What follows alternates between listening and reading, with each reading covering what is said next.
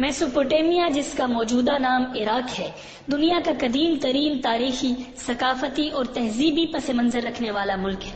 اس خطے کو یہ نام یونانیوں نے دیا۔ یونانی زبان میں اس کا مطلب دریاؤں کے درمیان ہے۔ چونکہ یہ تہذیب دریائے دجلہ اور فرات کے درمیان پروان چڑھی، اس لیے اسے میسوپوٹیمیا کا نام دیا گیا۔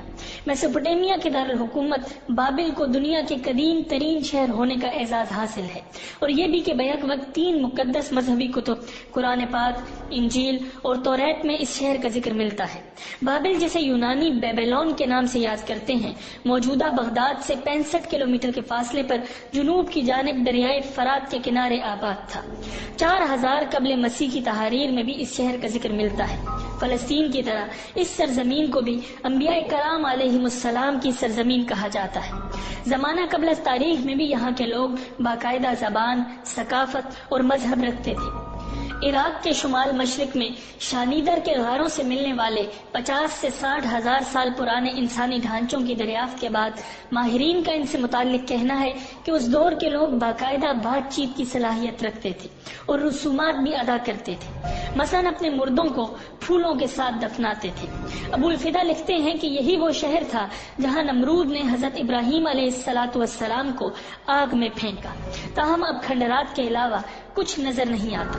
البتہ ان کھنڈرات کے درمیان ایک چھوٹا سا غیر معروف گاؤں اب بھی موجود ہے جہاں بابل کی قدیم عمارات یا مقامات کا ذکر کیا جاتا ہے۔ ناظرین، قرآن مجید میں سورہ بقرہ کی آیت نمبر 102 میں اللہ رب العزت نے بابل کا تذکرہ کیا ہے۔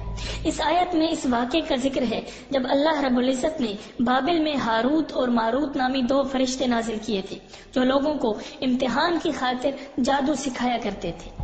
جہاں بابل کی قدیم عمارات یا مقامات کا ذکر کیا جاتا ہے، وہیں اس کے ایک مشہور کنویں کا ذکر بھی دلچسپی سے خالی نہیں، جو صدیاں گزرنے کے باوجود پراسراریت قائم رکھے ہوئے ہے۔ کچھ لوگ اس کنویں کو چاہ بابل یعنی بابل کے تاریخی کنویں کے نام سے بھی جانتے ہیں۔ تاریخ دانوں کے مطابق بابل اسلام کی آمد سے طویل عرصہ قبل تباہ کر دیا گیا تھا۔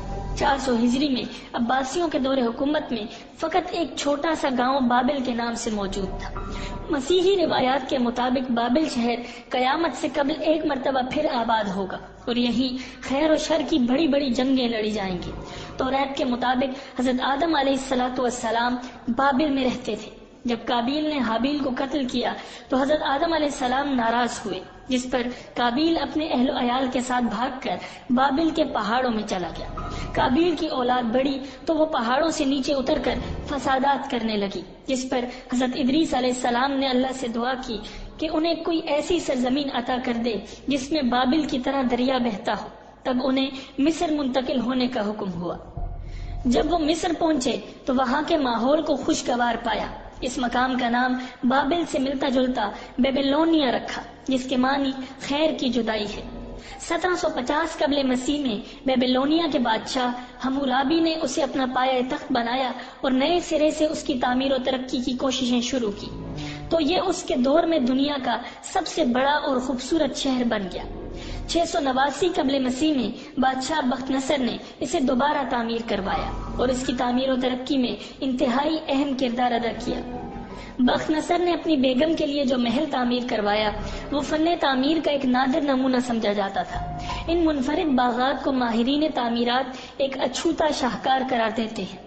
میسوپوٹیمیا کو تاریخی طور پر ایک منفرد حیثیت اس لیے بھی حاصل ہے کہ یہاں سے بے شمار تہذیبیں جنم لیتی رہی ہیں، جیسے سمیریا، اکادی، اسیریائی، کلدانی، ساسانی اور بابل کی تہذیبوں کا مرکز میسوپوٹیمیا ہی تھا۔ اسی خطے نے پوری دنیا کو لکھنا سکھایا، ابتدائی ریاضی، فلسفے اور سائنسی علوم کے اصول متعارف کروائے۔ اکادی سلطنت لبنان کے ساحلوں تک پھیلی ہوئی تھی۔ لبنان وہ علاقہ ہے جس نے ابتدائی حروف بنائے اور جہاز رانی کا ابتدائی علم متعارف کروایا۔ بابل نے حمورابی کی بادشاہت میں شہریت کے ابتدائی قوانین متعارف کروائے۔ 6 صدی قبل مسیح میں یہ علاقہ اگلے 400 سال کے لیے سائرس اعظم کی سلطنت فارس یعنی ایران کا حصہ بن گیا، جس کے بعد سکندر اعظم نے اسے فتح کیا اور پھر 200 سال تک یونانی سلطنت کے زیر نگی رہا۔ سکندر اعظم کے بعد ایرانیوں نے 7ویں صدی عیسوی تک اس پر راج کیا۔ مسلمانوں نے 7ویں صدی عیسوی میں یہ علاقہ فتح کیا۔ حضرت علی رضی اللہ تعالی عنہ نے اس کے شہر کوفہ کو اپنا دارالحکومت بنایا۔ عربوں نے اموی اور عباسی سلطنت کی صورت میں عراق پر حکومت کی۔ عباسیوں ہی نے بغداد کو پہلی مرتبہ دارالحکومت بنایا، جسے 1258 میں منگولوں نے ہلاکو خان کی قیادت میں تباہ و برباد کر دیا۔